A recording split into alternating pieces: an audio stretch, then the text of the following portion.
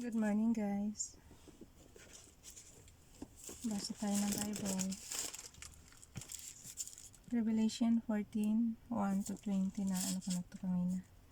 The Lamb and the 144,000. Okay lang ba? Buhaghag eh. Yung buhok.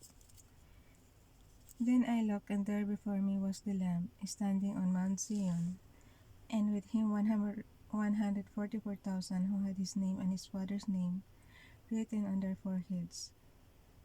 Bakit laging may nakaritten on their foreheads? Kahapon din binasa natin, meron din. Beast naman.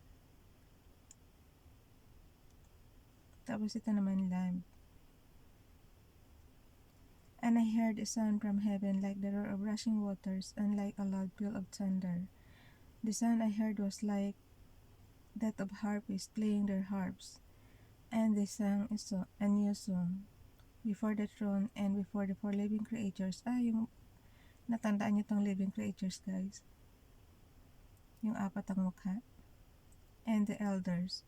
No one could learn the song except the 144,000. Ang galing. Who had been redeemed from the earth. These are those who did not defile themselves with women, for they kept themselves pure. Ang galing, no? They follow the Lamb wherever he goes. They were purchased from among men and offered as first fruits to God and the Lamb. No lie was found in their mouths. They are blameless. Mga perfect sila, guys. Wala silang kasalanan. No lie was found in their mouths. The three angels. Then I saw another angel flying in mid-air, and he had the eternal gospel to proclaim to those who live on the earth. To every nation, tribe, language, and people, he said in a loud voice, Fear God, and give him glory, because the hour of his judgments has come. Worship him who made the heavens, the earth, the sea, and the springs of water. Yes, yun lang talaga din ang sinasamba ko. Yung gumawa ng langit at lupa at lahat ng nandiyan. A second angel followed and said, Fallen, fallen is Babylon the Great, which made all the nation drink the maddening wine of her adulteries. A third angel followed. Meron pati angel umaano sa Babylon. Kasi yung Babylon nga na lahat ng na-exile sa kanya, di ba? Pero yung natandaan ko yung great nations nagsama-sama. Tapos napabagsak na itong Babylon. And third angel followed him and said in a loud voice, If anyone worships the beast and his image and receives his mark on the forehead or on the hand, he too will drink of the wine of God's fury, which has been poured full strength into the cup of his wrath. So sabi ko sa inyo yung beast kahapon na magtatak sa forehead ng 666 yun, di ba? So yun, paparusahan yun.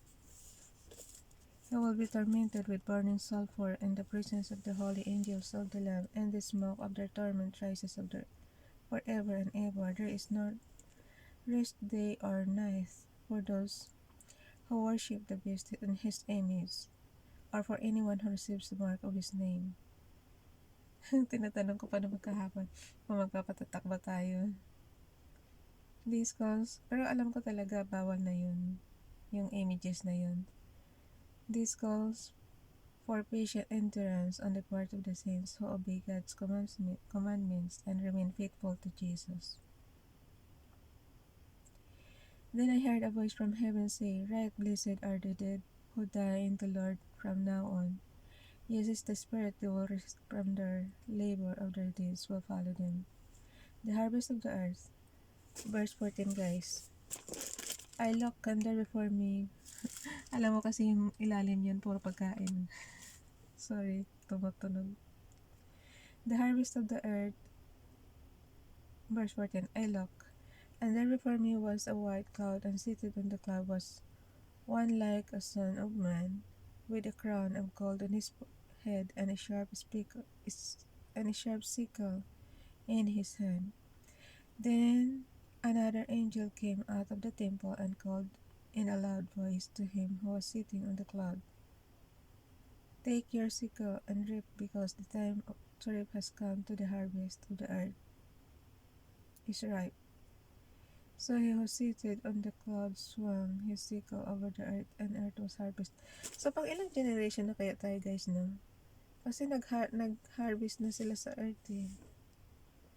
Ripe na nga araw, oh. So tayo kayong generation natin, pang ilang generation na kaya tayo? Another angel I came out of the temple in heaven, and he too had a sharp sickle. Still another angel who had charge of the fire came from the altar, and called in a loud voice to him who had a sharp sickle, "Take your sharp sickle and gather the clusters of grapes from the earth's vine, because its grapes are ripe." The angel swung his sickle on the earth, gathered its grape, and threw them into the great wine press of God's wrath. Yari tayo dyan. They were trampled in the winepress outside the city, and blood flowed out of the press, rising as high as the horses' bridles for a distance of 1,600 stadia. Anong stadia? 20. Basahin natin yung ano niya. Hanggang 19 lang eh. Di sa 19 na lang. A winepress was a large vat of straw. The grapes were collected and they smashed. Then the juice and they smashed. The juice flowed out of the duct that led into a large holding.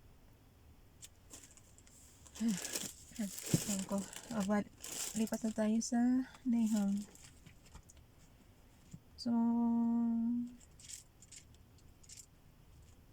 yung mga nagpapatatak kahapon ng yung service nga na 666-666.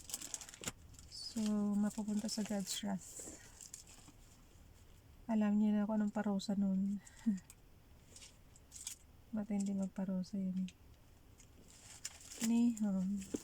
May tanda na nahirapan pa ako pambihira. Nahum chapter 1, 2, and 3. 4 na page lang naman, guys. Nineveh Judge.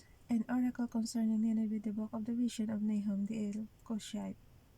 Si Nahum is El-Koshite. Ano El-Koshite? Anuhin natin, Google natin. Nahum, like Jonah, was a prophet. Hindi na sorry.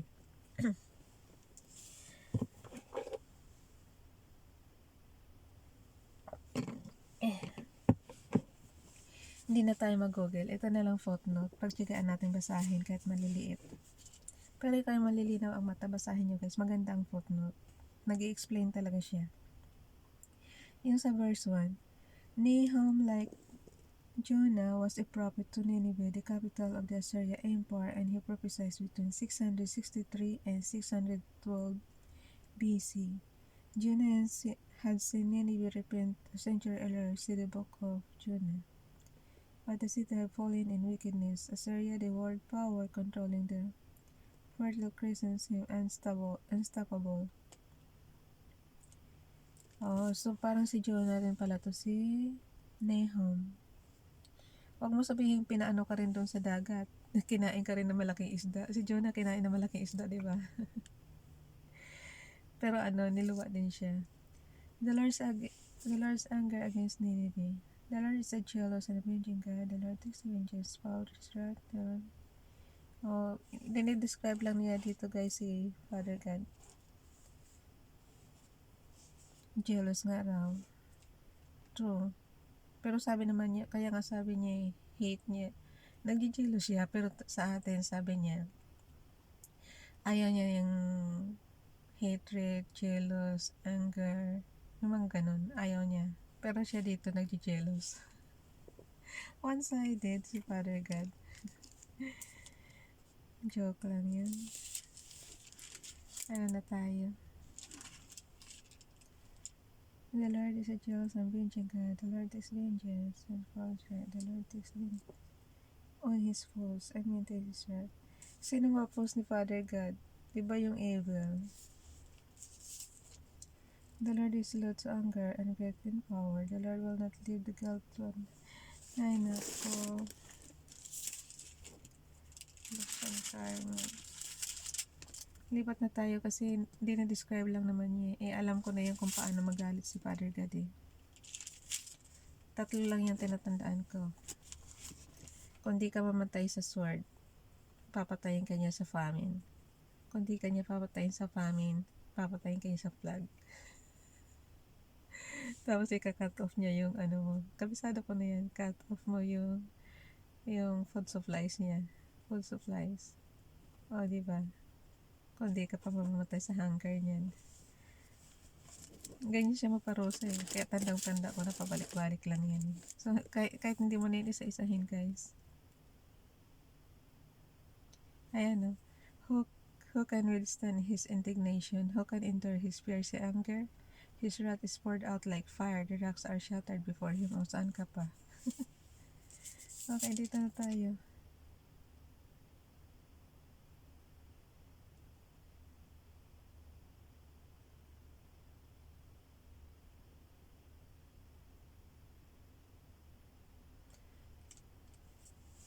Yung 15 guys, tingnan nyo muna.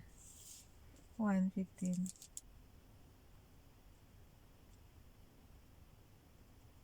Basahin nyo. Look, there on the mountains, the feet of one who brings good news, who proclaims peace. Celebrate your festivals, O Judah, and fulfill your vows. No more will the wicked invade you. They will completely destroyed. Sabi ko sa inyo, wala na makaka-invade na foreign nation dyan. Nineveh judgment, Nineveh to fall. Sa chapter 2 na tayo, guys.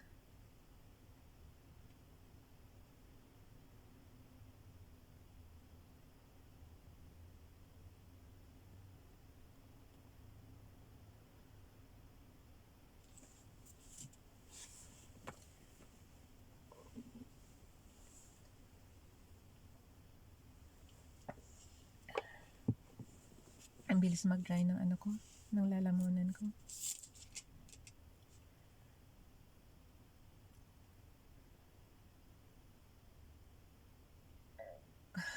Busog. Mas mainam pa yung sa katawan ko naririnig sa video eh. Yung boses ko eh. Ang hirap-hirap marinig. Napakahina.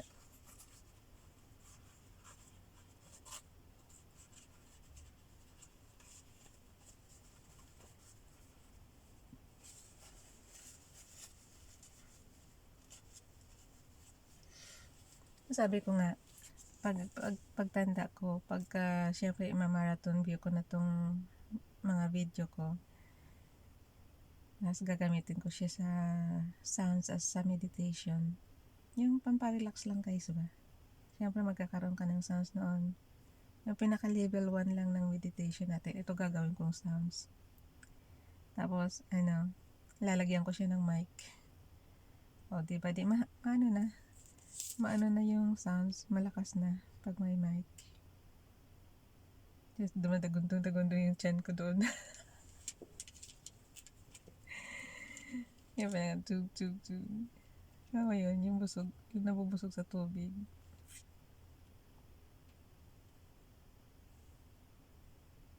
$13 na.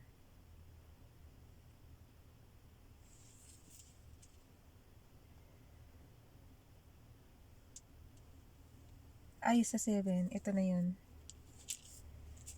It's decreed that the city be exiled and carried away. Its slave girls mourn like doves and beat upon their breasts.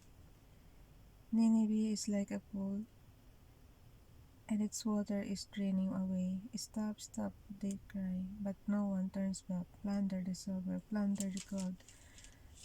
Isa rin ba sila na na-exile sa Babylon? Yung Nineveh?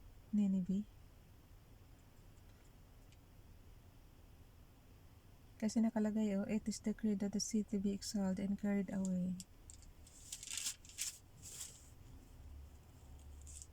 Dati nga umanga talaga ako sa ano eh, sa army ng Babylon eh. Biro mo, ang dami nilang bansang natalo. Ay na ano, na napa-excel sa kanila, 'di ba? Kasi nga kinuha nila yung sumugod sila sa mga bansang yun. Ang dami kaya.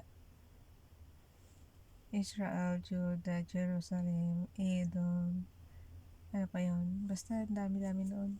Pag binalikan mo yung Jeremiah.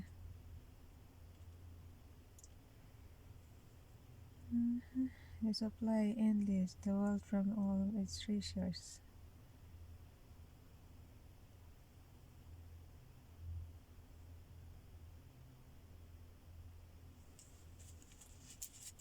Ano ba title ito? Oh, Nineveh's judgment. Kaya pala nakalagay, I am against you, declares the Lord Almighty. I will burn up your chariots in smoke, and the sword will devour your young lions. I will leave you no prey on the earth. The voices of your messengers will no longer be heard. Judgment ng Nineveh, guys. Tapos na dito sa chapter 3, Woe to Nineveh. Woe to the city of blood, full of lies, full of plunder, never without victims. The crop of whips. Pero natandaan niyo yung natandaan niyo yung kay Jonah. 'Di ba nung niluwa na siya sa Nineveh? Tapos parang pinapatawad na naman ni Father God yung itong Nineveh, 'di ba? Tapos ano pa nga ang nagreklamo eh. Parang si Jonah pa nga ang nagreklamo bakit napaka niya sa kasi parang nakikita yata ni Jonah na maraming ang evil na ginagawa yung Nineveh, tapos parang pinapatawad rin ni Father God. Sabi ko pa nga noon mas gusto ko si Jonah kasi mareklamo nga. Ano ba yun? Hayaan mo na. Basta nabasa ko na. Ito. All because of wantonness of harlot, alluring the mistress of sorcerers, who enslaved nations by her prostitutions and peoples by her witchcraft. I am against you, declares the Lord Almighty. I will lift your skirts over your face. Pero yung mga prostitute, guys, yung naalala mo yung punishment nito? Ang punishment ng prostitution, yung sa mga adult, naalala mo yun? Sabi niya, yung mga lovers rin nito ang parang babatuhin, ganun, hanggang sa mamatay. Kaya kung sino yung lovers niya, siya rin ang papatay dito. Ano ba yun? Anong book ba yun? As dito, I am against you, sa verse 5. I am against you, declares the Lord Almighty. I will lift your skirts over your face. I will slow the nations your nakedness, and the kingdoms your shame. I will put you with faults. I will treat you with contempt. And make, ay, ang haba, guys. Spectacle,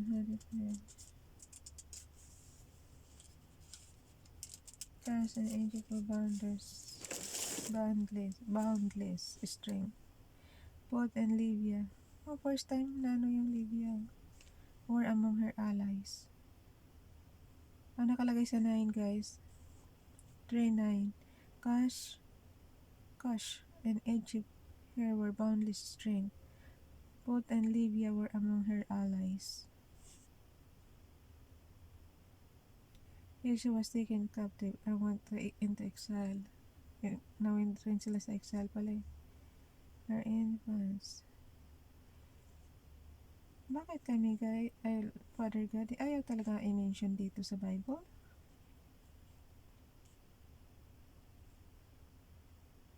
Ayan, na-mention na yung Libya, guys, oh.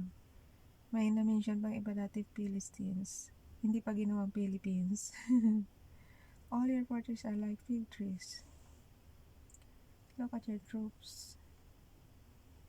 The water, their fire will devour you. 17. Your guard are like locusts.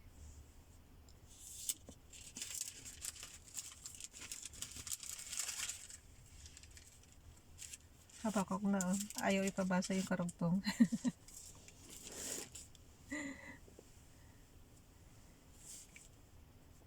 of Assyria, your shivered slumber. O King of Assyria, your shivered slumber. Your nobles lie down to rest. Your people are scattered on the mountains, with no one to gather them. Nothing can heal your wound. Your injury is fatal. Everyone who hears the news about you, clap his hands, and you're full. Natutuwa pa sila sa nitong Everyone who hears the news about you claps his hands at your fall. For who has not felt your endless cruelty? Sa Assyria.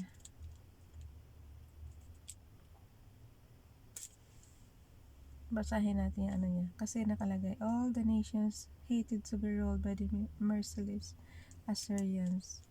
But the nation wanted to be like Assyria. Powerful, wealthy, prestigious, and decounted. Yung pinaka-footnote guys, yung explanation ba niya.